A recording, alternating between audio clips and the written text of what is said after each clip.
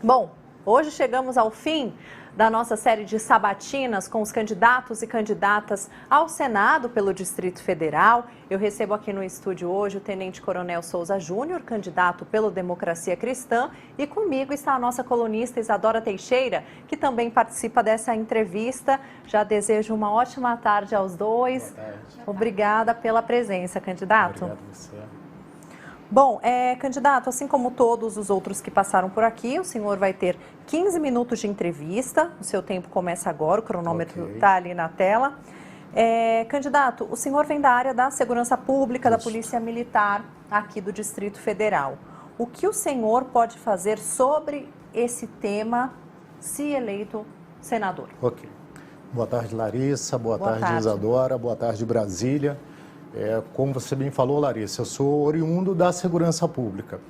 A priori, segurança pública está prevista lá no artigo 144, como dever do Estado e responsabilidade de todos. Então, a primeira coisa que tem que existir, uma sinergia entre polícia e comunidade. Entender o que a comunidade precisa realmente, qual é o produto que ela necessita que a polícia entregue, da melhor forma possível, e desenvolver novos mecanismos de polícia, principalmente pela evolução do tempo, que a gente percebe o seguinte: nós temos gargalos e problemas que são de 30, 40 anos, e sempre o mesmo modelo de polícia e as mesmas ferramentas são aplicadas, e isso está provado que não funciona. É necessário se educar, é necessário se envolver em tecnologia, é necessário se aproveitar essa situação do metaverso, e desenvolver ferramentas e mecanismos de segurança pública que tenham efeitos reais para a sociedade. E não só desenvolver. Muitas vezes se desenvolve várias coisas que são muito boas, mas se acompanhar, se aperfeiçoar e se envolver o principal cliente de segurança pública, que é você, a população.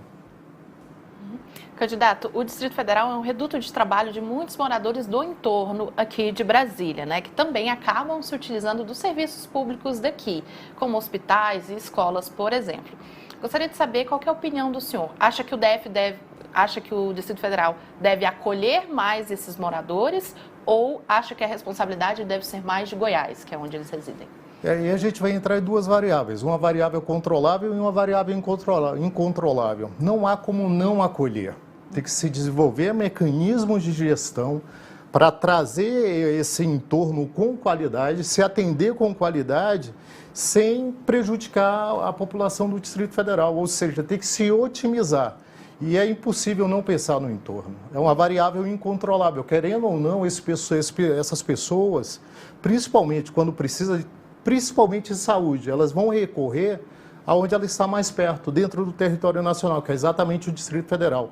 É impossível não se pensar essas pessoas e ter a obrigação de se otimizar a saúde pública, porque a gente conta com a sociedade do Distrito Federal, cerca de 3 milhões de pessoas, e conta com o entorno, que se eu não me engano é o quarto maior entorno do Brasil, cerca de quase 5 milhões de pessoas, que ultrapassa a própria população do Distrito Federal. Enquanto não se pensar a gestão pública, e nesse caso de saúde, com responsabilidade, com envolvimento social e com responsabilidade de quem realmente legisla para a gestão pública, ou seja, os políticos, né, senadores, deputados, governadores, que a gente vai continuar fazendo mais do mesmo. E eu tenho certeza que não é isso que a sociedade quer.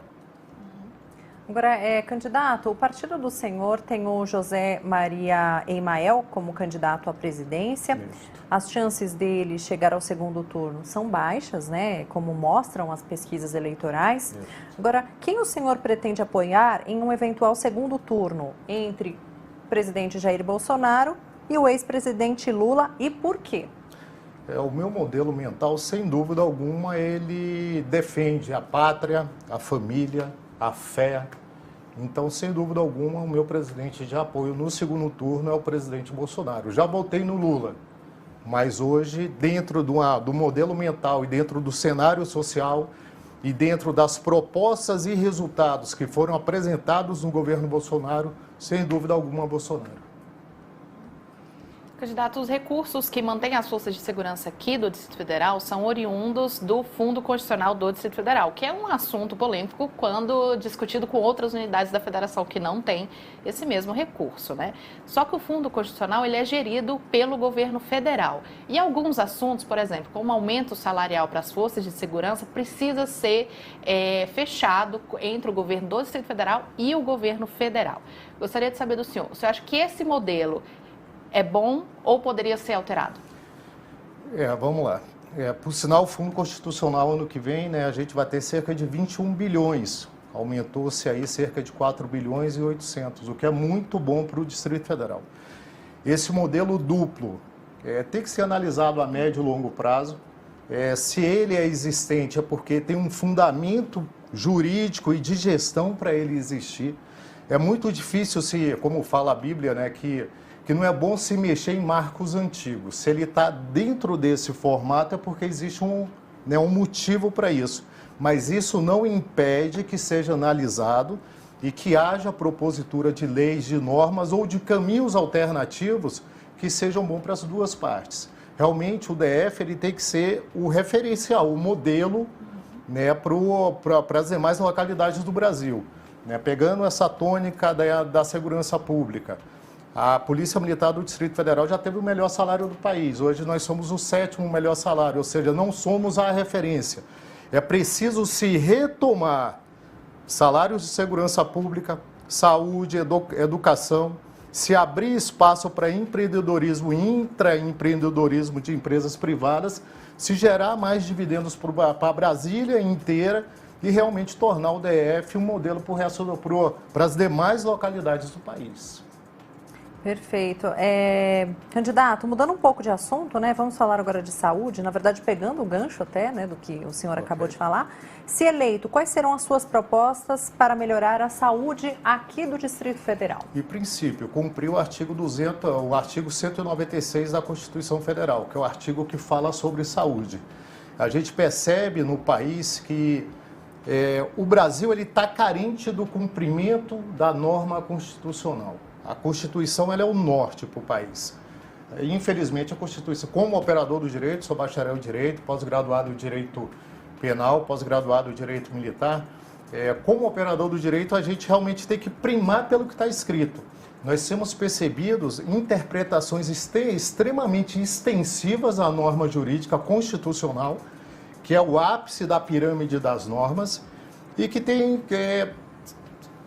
infelizmente, tem se desvirtuado o direito e o que ele prega. Quando fala lá do artigo 196, ele fala que é dever do Estado e um direito do cidadão. É necessário se repensar todos os modelos de saúde do Distrito Federal, IGES, aí a gente entra em polêmicas, né, os postos de saúde, as outras ferramentas de atendimento à sociedade, e fazer ali um PDCA simples, né? Uma análise simples, ou seja, está funcionando, a gente percebe que tem diversos gargalos. Infelizmente, tem pessoas morrendo na fila de CRAS, né? Tem pessoas que entram numa UPA e não tem local para sentar do lado da pessoa, muitas vezes a pessoa amada, a pessoa querida que está ali hospitalizada, e aí é uma questão de material, uma questão talvez de integração, de se transversalizar a administração pública. Tenho certeza que está sobrando cadeira em muito lugar. Por que não jogar num local de mais prioridade? E sem dúvida alguma, a saúde é uma prioridade do cidadão. Desde o momento que ele nasce, né, na juventude dele e principalmente na velhice dele. É necessário se pensar numa secretaria do idoso, é necessário se pegar a pirâmide etária do país está se invertendo. Nós chegamos a uma época que tinha mais crianças, hoje nós temos um grande número de idosos, e nós temos, e todos nós, se Deus quiser, vamos chegar lá, né, nessa idade mais avançada, e nós temos que, sem dúvida alguma, pensar nessa parte da população, que carece de atendimento de qualidade em todos os segmentos, não é só a saúde pública, não. Candidato, qual que é o seu pensamento sobre o impeachment dos ministros do Supremo Tribunal Federal, que é uma das atribuições do Senado? Meu pensamento é cumprir a Constituição Federal. No momento que nós temos o STF como o protetor da norma constitucional e ele cumpre o dever dele, ótimo. se ele não cumpre e afronta o que ele deveria proteger, tem que ser feito todo o rito jurídico, né? Tem que ser dado ampla defesa, contraditório, rito jurídico pelo Senado, pelas casas envolvidas, e se realmente afrontou a Constituição, tem que estar fora do jogo. Por quê? Porque o interesse, o que faz o Brasil não é o político. O político está aqui para trabalhar para o povo. A gente não pode ter modelos mentais políticos sendo pedra de tropeço para o próprio povo, atrapalhando o crescimento do país. Ao contrário, se a pessoa trabalha muito bem, se aquele ente que está ali para zelar pelo Estado, zelar pelo povo, faz a função dele, nota 10 para ele e toca a bola, segue o barco. Você acha que algum ministro hoje não está cumprindo a função? É bem complexo, né? A gente percebe uma dualidade de pensamentos, de polarização no país inteiro, e se percebe realmente que preceitos constitucionais estão sendo atropelados, como, né, um indulto que foi concebido a um deputado federal, que a gente percebe que tudo que a gente estuda em matéria de constitucionalismo, em matéria de processo penal, em matéria de direito penal, né, no qual ele ficaria livre de todas as consequências jurídicas, e se percebe um ativismo, infelizmente, um ativismo judicial em que, na figura daquele deputado, podia estar qualquer um de nós. Se existe um atropelo da própria Constituição, do arcabouço legal, em detrimento de um cidadão, ou seja, contra um cidadão que é representante do povo, imagina a base da sociedade, o chão de fábrica. A gente tem que pensar muito nisso. Não é uma questão de partido, é uma questão de sociologia. É pegar um pouquinho ali de Durkheim, de Comte, de Max Weber, de Marx também, entender que a sociedade é feita desses conceitos que se complementam e que, dependendo da situação, você aplica um remédio ou outro. Mas quando o remédio é muito amargo e ele vai contra a própria bula, alguma coisa está errada, porque hoje é ele que está tomando o remédio, amanhã pode ser um de nós. Candidato, recentemente o senhor disse: quem manda na Polícia Militar são os profissionais formados para a segurança pública em nível de oficial e em nível de praças. É um ato administrativo e não político. Hoje, a escolha do comandante-geral da PM é atribuição do governador. O senhor acha que deve ser diferente? O que acontece? Esse comentário foi em virtude da Lei 12.068, no artigo 5º dessa lei, no tocante à diminuição de interstício, que é um ato administrativo do Comando-Geral da Corporação. E, infelizmente, dia 21 de agosto agora, nós tivemos centenas de profissionais de segurança pública que deveriam ter esse interstício reduzido, a decisão do Comando-Geral, e nós tivemos várias variáveis políticas que interferiram e que deixaram que homens e mulheres da Polícia Militar do Distrito Federal, sem a devida promoção. E é muito interessante que a gente tenha a noção que não é só questão de gestão de polícia. Nós tivemos agora o homicídio do garoto Bernardo Brasil, esse nome é até sugestivo, né? Que muitas vezes ali o homicídio ocorreu por quê? Por falta de uma abordagem policial. Porque todo profissional, seja ele policial, seja ele professor, seja ele médico, seja ele enfermeiro, seja ele jornalista, tem que estar motivado.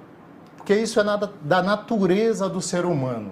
Na hora que você percebe que existe uma lei, essa lei fala, diminuição no interstício, ela é legal, está lá positivada, e variáveis políticas interferem nessa promoção, cria-se um gargalo não só de administração pública, mas cria-se um gargalo de motivação, de gestão.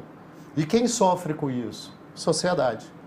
Se os dois meninos que praticaram o homicídio tivessem sido abordados 1 minuto antes, 2 minutos antes, 5 minutos antes, com certeza esse menino de nome emblemático Brasil não teria morrido. E a abordagem, o policial tem que estar motivado. Sim.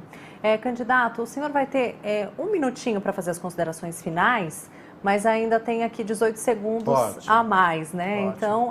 Então, quando tiver ali certinho 1 minuto, aí o senhor Ótimo. pode começar com as considerações aproveitar finais. esses 7 segundos e falar, né? Os profissionais, existe uma coisa chamada o S da motivação, né, que é exatamente salário. Salário é muito importante para todo servidor. A gente tem que tratar disso, né, no país. Agora, já entrando no minuto final ali, e continuar realmente falando do salário, da curva da motivação, de entender que salário é fundamental, nós estamos um país muito rico e todo profissional, independente seja de iniciativa pública ou iniciativa privada, qualidade de vida realmente começa exatamente pelo salário, por ele entrar dentro de casa e saber que ele está alimentando a família dele da melhor forma possível, que ele está tendo o mínimo de condição para ir trabalhar tranquilamente. E principalmente os profissionais de segurança pública com arma na cintura. Enfermeiros, que tem que tratar de gente doente, que está numa condição mental diferenciada, tem que ter esse diferencial. Professor, para se educar. Na Europa, a média de salário é 41 mil dólares por ano. No Brasil é 14 mil dólares. Como que se ensina bem? Obrigado, Brasília. Muito obrigada, agradeço ao Tenente Coronel Souza Júnior, candidato ao Senado do Distrito Federal, e a nossa colunista Isadora Teixeira. Agradeço demais, até uma próxima. Até uma próxima. Muito obrigado.